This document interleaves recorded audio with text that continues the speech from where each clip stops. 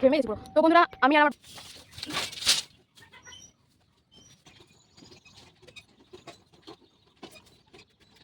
Hello বন্ধুরা, তোমরা সবাই কেমন আছো? আশা করি খুব ভালোই আছো। তো অনন্যার সংসারের নতুন একটা ব্লগে তোমাদের জানাই অনেক অনেক ভালোবাসা।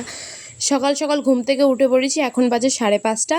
তো কলপারে যাচ্ছি ফ্রেশ হতে। আর আমি যে ফেস ওয়াশটা ইউজ করি মামা আর্থের ভিটামিন সি ফেস ওয়াশ। তো ফ্রেশ হওয়ার পর তারপরে চলে এলাম বাসন মাজতে। কালকে রাতের যে এঁঠো বাসনগুলো ছিল তো সেগুলোই মাজছি। তো তারপর ঘর মুছে যাব রান্না চাপাতে।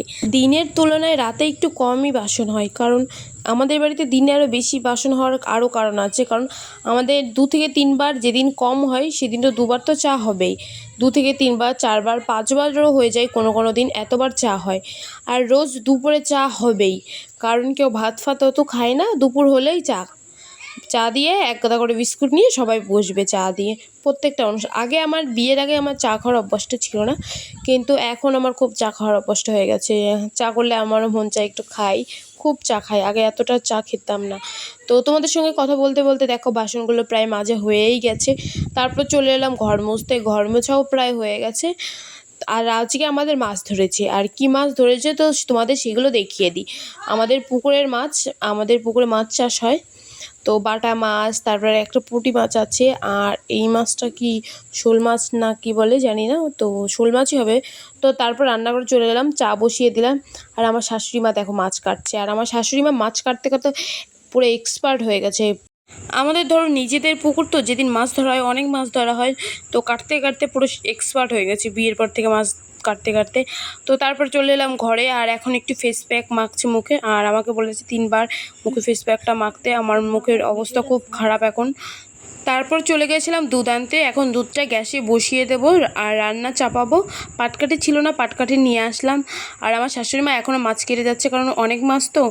আর আজকে পুকুরের মাছই রান্না হবে। আর যেদিন পুকুরের মাছ রান্না হয় সেদিন একটু রান্না হতে লেটই হয়, কারণ প্রচুর মাছ ভাজতে হয়। তো মাছ ভেজে ফ্রিজে রেখে দিতে হয়, কারণ কাঁচাও রাখা যায়, কিন্তু কখন কারেন্ট থাকবে কিনা ঠিক নেই। তো তার জন্য আমরা ভেজেই রেখে দিই। আর আমার শ্বশুরবাড়িতে মাছ ভাজাটা একটু বেশিই করে, মানে একদম কড়া ভাজে, তো তার জন্য একটু লেট হয় বেশি।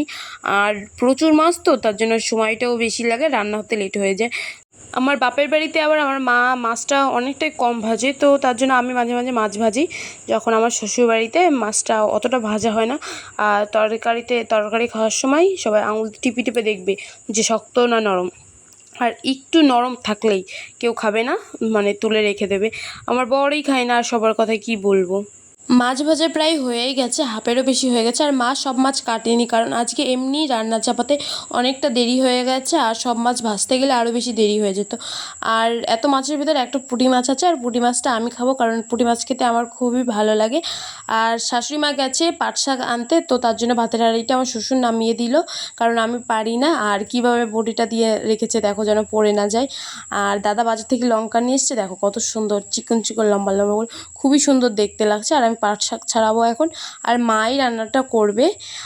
আমি একটু হেল্প করে দিলাম আগে, কারণ মায়ের ওদিকের কাজ ছিল অনেক। তো তারপর বর আর দাদা গিয়েছিল দৌড়াতে, ডিমের খোসাগুলো ছাড়িয়ে দিলাম। দুধ তো গরম করাই আছে।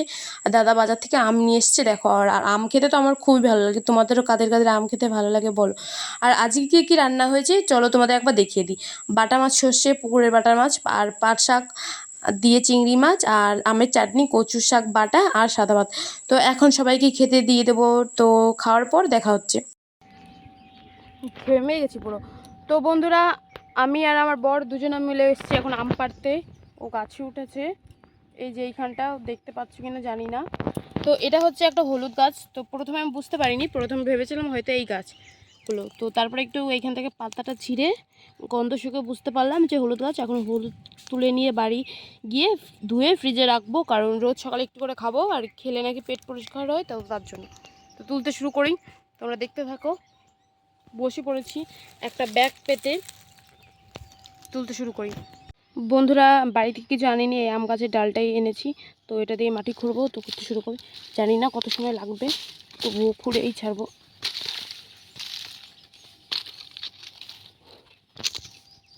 বন্ধুরা এতটুকুনি হলুদ তুলতে পেরেছি, দেখো আরও অনেকটা আছে, কিন্তু অনেকটা ভিতরে, তো খুব কষ্ট হচ্ছে, এইভাবে তোলা যাবে না।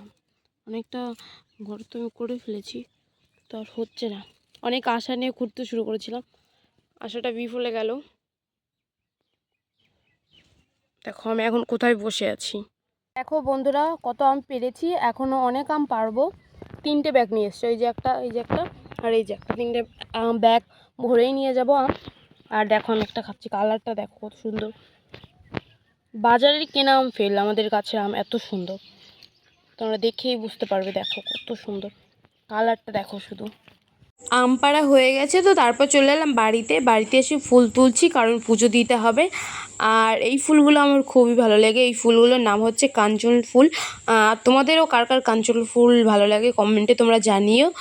আর এইগুলোকে কি বলে, টগর না কি ফুল বলে জানি না, সাদা ফুল বলেই চিনেছি ছোটোবেলা থেকে। আলাদা করে কি নাম যে কি একটা বলে, বেশ শুনেছি কিন্তু এখন মনে পড়ছে না। কিন্তু এই ফুলগুলোরও একটা নাম আছে, কিন্তু সাদা ফুল নামেই জানি। তারপর চলে এলাম আমাদের নীলকণ্ঠ ফুল গাছ থেকে ফুল তুলতে। আর এই গাছটায় না প্রচুর ফুল হয়, পাড়ার অনেকেই আসি ফুল তুলতে। আরও আমাদের বাড়িতে আমরা পুজো দিই, কাকিমারা পুজো দেয়, এতই ফুল ফোটে সবার, মানে হয়েও আরও কাছে থেকে যায়। আর নীলকণ্ঠ ফুল না আমার খুবই ভালো লাগে, কত সুন্দর দেখতে। দেখো ফুলের থেকে মানে সুন্দর আর এই পৃথিবীতে কিছুই হয় না। আর এই নীলকণ্ঠ ফুলগুলো আমার আরও বেশি ভালো লাগে। আর ফুল বলতেই ভালো লাগে, সব ফুলই ভালো লাগে।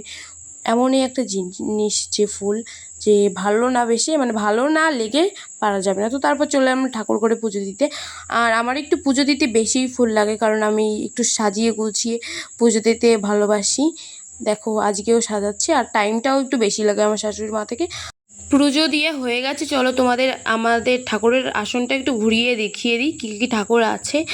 আর পুজো দিতে না দিতে পিঁপড়ে চলে এসছে বাতাসা খেতে। দেখো লক্ষ্মীনারায়ণ আছে, তারপরে কৃষ্ণ রাধা, তারপর গৌর নিতাই, জগন্নাথ, মা মনসা আছে এইদিকে। এই সাইডটায় গীতা রাখা আছে। আর আমার শাশুড়ি মাকে দেখেছি গীতা কেউ মানে পুজো করতে, তো তার জন্য আমিও একটা ফুল দিয়ে দিলাম। আর এইখানে আছে শিবলিঙ্গটাকে দেখো কত সুন্দর দেখতে লাগছে নীল নীল ফুলের জন্য। আর ওটা হচ্ছে ঠাকুমা, মানে আমার শাশুড়ি মায়ের শাশুড়ি মা আর আমার বরের ঠাকুমা। তো তারপর চলে এলাম কর্মচা তুলতে, কারণ আজকে যাব বাপের বাড়িতে। আর আমাকে বোন ফোন করে বলে দিয়েছে কর্মচা আনতে, তো তার জন্য কর্মচা তুলছিলাম। এখন যাচ্ছে বাপের বাড়িতে, তো বোন, আমি আর বোনের মেয়ে দেখো কীভাবে তাকিয়েছে, রাস্তাঘাট দেখছে। আর যার সঙ্গে সঙ্গে আবার একটা জায়গায় যেতে হবে, কারণ জামাই ষষ্ঠীর কেনাকাটি করতে হবে। এখনও মা কিছুই করেনি, মা যত কেনাকাটি যাই করুক আমাকে দিয়েই করায়। আর মা তেমন একটা বাজারে যায় না কখনো। তো বন্ধুরা তোমাদের দেখিয়ে দিই আজকে বাজার থেকে কী কী নিয়ে আসলাম। এই যে এই শার্টটা নিয়েছি আমার বোনের বরের জন্য, আর এই শার্টটা নিয়েছি আমার বরের জন্য, সেম দুটোই, শুধু কালারটা একটু চেঞ্জ।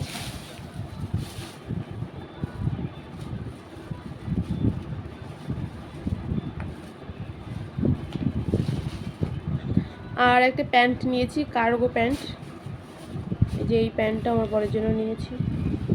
কালারটা বুঝতে পারছো কিনা জানি না, কালারটা অন্য ধরনের, আর ফোনে দেখাচ্ছে অন্য ধরনের।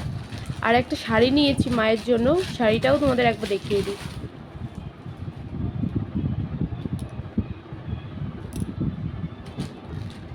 এই শাড়িটা নিয়েছি, ভিতরটা এরকম। কেমন দেখতে লাগছে শাড়িটা তোমরা বলো, কমেন্টে জানিও। আচ্ছা টাটা।